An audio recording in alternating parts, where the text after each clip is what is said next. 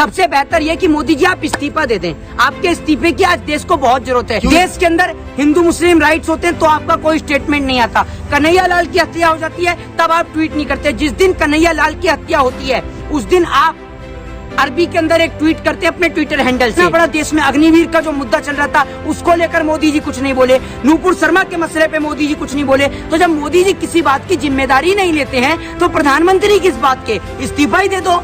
हमारे देश के लोगों से शांति की अपील नहीं करेंगे तो यहाँ पर ट्रंप आकर या जो बाइडेन आके हाथ थोड़ी जोड़ेगा कि भाइयों बहनों मित्रों शांति रखो। और शांति के हंगामा करने वाले आप ही की पार्टी के नेता और कार्यकर्ता हैं। कोई विदेश से तो कोई आया नहीं है।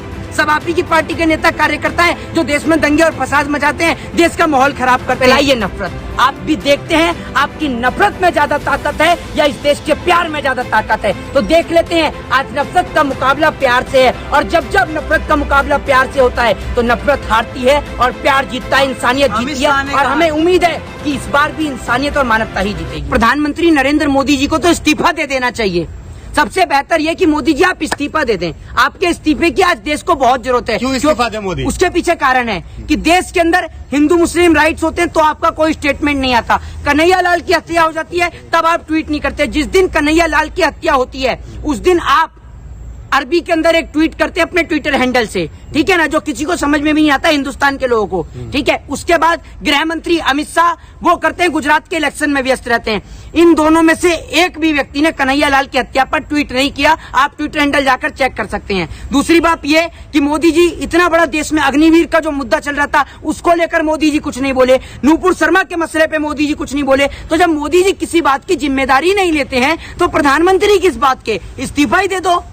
क्या प्रधानमंत्री को आकर के शांति की अपील करनी चाहिए? क्यों नहीं करनी चाहिए, ये बात का जवाब दीजिए। अगर प्रधानमंत्री जी, अगर हमारे देश के प्रधानमंत्री हमारे देश के लोगों से शांति की अपील नहीं करेंगे तो यहाँ पर ट्रंप आकर या जो बाइडेन आके हाथ थोड़ी जोड़ेगा कि भाइयों बहनों मित्रों शांति रखो। और शांति के हंगामा करने वाले आप ही की पार्टी के नेता और कार्यकर्ता हैं। कोई विदेश से तो कोई आया नहीं है। सब आप ही की पार्टी के नेता कार्यकर्ता हैं जो देश में दंगे और फसाद मचाते हैं, देश का माहौल खराब करते हैं। आपकी बिकाऊ मीडिया विपक्ष के नेताओं को बदनाम करने में व्यस्त है। जो आपकी पार्टी के जो राज्यसभा सांसद थे सुभाष चंद्रा, उन्हीं का चैनल है जी न्यूज, आपने देखा होगा। पहले वो राहुल गांधी के लिए किस तरीके से उनके लिए गलत न्यूज चलाते हैं, फिर माफी भी मांगते हैं। तो माफी मांगना तो भाजपा के नेताओं का कार्यकर्ताओं का पुराना पेशा है। भाजपा जिनकी आइडियोलॉजी को फॉलो करती है, वीर जिनको बताते हैं सावरकर, उन्होंने भी माफी मांगी, माफी वीर सावरकर थे। फिर उसके बाद में डीएनए वाले जो है अभी आप देख रहे हैं जी न्यूज वाले, ये भी माफी मांग रहे हैं। तो माफी मांगने में तो भारतीय जनता पार्टी के लोग एक्सपर्ट हैं, इनका काम ही माफी मांगने का है। और पहले देखिए, पहले बोलते हैं राहुल गांधी, सुनिएगा वीडियो को, पहले बोलते हैं राहुल गांधी और उसके बाद अब बोलते हैं श्री राहुल गांधी, समझ गए, ताकि इन पर मानहानि का मुकदमा दर्ज ना हो। तो जी न्यूज को माफी नहीं मांगनी चाहिए थी? किसको? जी न्यूज को माफी नहीं मांगनी चाहिए? माफी, अरे माफी मांगनी चाहिए थी। आप एक बात बताइए, इनसे ज्यादा समझदार तो इस देश में जो सोशल मीडिया चला रहे हैं वो लोग होते हैं। वो लोग अगर एक वीडियो या फिर एक सोशल मीडिया पे कोई पोस्ट अपडेट करते हैं ना तो वो भी पहले 10 बार उसको वेरीफाइड कर लेते हैं। और इतना बड़ा चला रहे हैं डीएनए, लेकिन डीएनए तो इनका भाजपा से ही मैच करता है। पत्रकारों का डीएनए अगर भाजपा से मैच नहीं करेगा तो जेल का रास्ता नप जाएगा, ये बात ध्यान रख लीजिएगा। तो पत्रकारों का डीएनए भाजपा से मिलता है। प्रधानमंत्री मोदी तो इतने बड़े दिल है उनके पास। आपने देखा होगा कि अभी जो सऊदी गए थे तो उनके जो वहाँ के जो प्रिंस है, वहाँ के जो राजा, उसके हाथों को चूम रहे हैं। हाँ, इतने अच्छे इंसान है। यहाँ कन्हैया लाल के परिवार के हाथ चूमने में ना, कन्हैया लाल के हाथ के परिवार के हाथ नहीं चूम सकते, लेकिन वहाँ जाके चूमेंगे, ठीक है ना। और जब भाई सऊदी अरब, दुबई, जब भारत देश की फजीयत होती है तब मोदी जी कुछ नहीं बोलते कि इन्हीं की पार्टी की पूर्व प्रवक्ता जिनको पार्टी से निष्कासित कर दिया गया, नूपुर शर्मा, जो पूरे विश्व में भारत देश की बदनामी कराती हैं, तब प्रधानमंत्री जी के मुंह से कोई बात नहीं निकलती है। जब आएंगे भाइयों बहनों मन की बात, मन की बात, मन की बात, अरे आपकी मन की बात सुनने के लिए आपको प्रधानमंत्री नहीं बनाया है। आप जनता के काम की बात करिए। आपकी मन की बात जो है आप उसको लेटर में लिख लीजिए, एक बार पढ़ के 26 जनवरी या 15 अगस्त को सुना दीजिएगा, लाल किले से या कहीं से भी, ठीक है ना। आपकी मन की बात के लिए आपको प्रधानमंत्री नहीं बनाया। आप काम दीजिए, रोजगार दीजिए, रोजगार की बात पर ध्यान दीजिए। आपकी मन की बात, अरे आपकी मन की बात के लिए प्रधानमंत्री, किसी और प्रधानमंत्री को देखा है? इतने देश के प्रधानमंत्री, राष्ट्रपति हो, किसी का भी कोई भी कार्यक्रम चलता हो, आपका हर महीने, 6 महीने, 2 महीने में मोदी जी के मन की बात, मन की बात, मन की बात। जब मर्जी आप 8 बजे उठ के आ जाते हैं, हैं? आके नोटबंदी कर देंगे, लॉकडाउन कर देंगे, जीएसटी लगा देंगे, किसान बिल लागू कर देंगे, है अग्निवीर लागू कर देंगे। आपको कोई देश के अंदर कोई डेमोक्रेसी, कोई लोकतंत्र, कोई संविधान, कोई विपक्ष है या नहीं है? यह पूर्ण रूप से मनमानी चलेगी आपकी कि जितना रोजगार नरेंद्र मोदी जी ने दे दिया आज तक कोई आदमी नहीं दे पाया।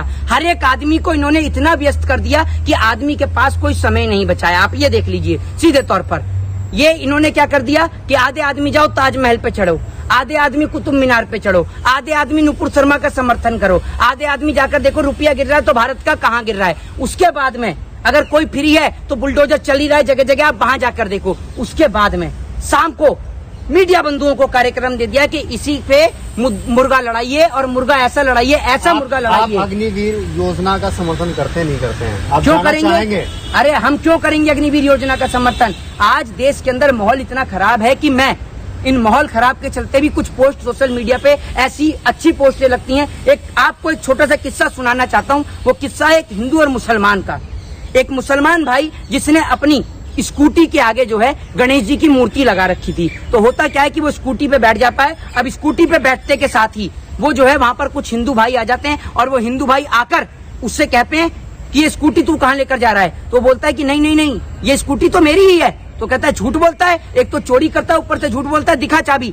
तो वो चाबी जैसी जेब में हाथ डालता है तो उसकी चाबी कहीं गिर गई होती है।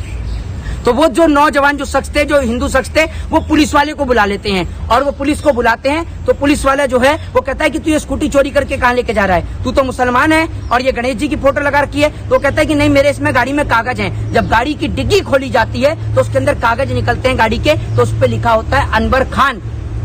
तो पुलिस वाले पूछते हैं कि तू तो अनवर खान है, तो गाड़ी के आगे गणेश जी की है, फोटो कैसे? तो वो कहता है कि मेरे दिल में प्रॉब्लम हो गई थी और मेरे दिल की जो है, मेरे दिल जो हार्ट का ऑपरेशन हुआ तो मेरे को हार्ट देने का काम एक हिंदू भाई ने किया और उस हिंदू भाई की वजह से आज मैं जिंदा हूँ। और वो गणेश जी को बहुत माना करता था, तो इसी की खुशी के लिए मैं गणेश जी को मानता हूँ और गणेश जी की फोटो को मैं आगे लगाता हूँ। और ये सुनकर पुलिस वाले जो हैं वो एकदम शर्मिंदा हो जाते हैं, उनकी आंख से एकदम आंसू आ जाते हैं। तो देश के अंदर यही प्यार का माहौल है। एक छोटा सा किस्सा कुछ एक इस प्रकार से भी है कि एक घर के सामने हिंदू रहता था तो दूसरे घर के सामने मुसलमान रहता था। तो होता क्या है कि हिंदू जो है वो अपने घर के सामने एक भगवा झंडा लाके खड़ा कर देता है, तो मुसलमान उसके देखा देखी एक हरा झंडा लाके खड़ा कर देता है। हिंदू उससे बड़ा भगवा झंडा लाके खड़ा कर देता है, तो मुसलमान भी और भी बड़ा झंडा लाके खड़ा कर देता है। तो दोनों एक दिन कितना बड़ा झंडा लाके अपने घर की छत पे खड़ा कर देते हैं ऊंचा दिखाने के लिए। और जब वो झंडा बड़ा होकर ऊंचा हो जाता है तो वो रंग ले लेता है तिरंगे का। बीच में से उसमें दिखता है आसमान और एक तरफ हमारे देश का झंडा, एक तरफ भगवा और एक तरफ बीच में सफेद और नीचे हरा रंग। ये हमारा हिंदुस्तान है जनाब, जहाँ लोग एक साथ मिलकर चलते हैं। तो आप मोदी जी, अमित शाह, आपके नफरती चिंटू, जितने भी लोग हैं, फैलाइए नफरत। तो काम है आपका नफरत फैलाने का, फैलाइए नफरत। आप भी देखते हैं आपकी नफरत में ज्यादा ताकत है या इस देश के प्यार में ज्यादा ताकत है। तो देख लेते हैं, आज नफरत का मुकाबला प्यार से है और जब जब नफरत का मुकाबला प्यार से होता है तो नफरत हारती है और प्यार जीतता है, इंसानियत जीतती है। और हमें उम्मीद है कि इस बार भी इंसानियत और मानवता ही जीतेगी। अमित शाह ने कहा कि 30 साल कहीं नहीं जाने वाली बीजेपी, अभी 30 साल और पहले 50 साल बोलते थे, अब 30 साल पे आ गए। अब थोड़े दिन में कहेंगे कि 5 साल बाद बीजेपी जाने वाली है, पूरे हो जाए मोदी जी के कार्यकाल, फिर जाने वाले हैं और ऐसी जगह जाएंगे कि वापस आने का रास्ता भी नहीं मिलेगा।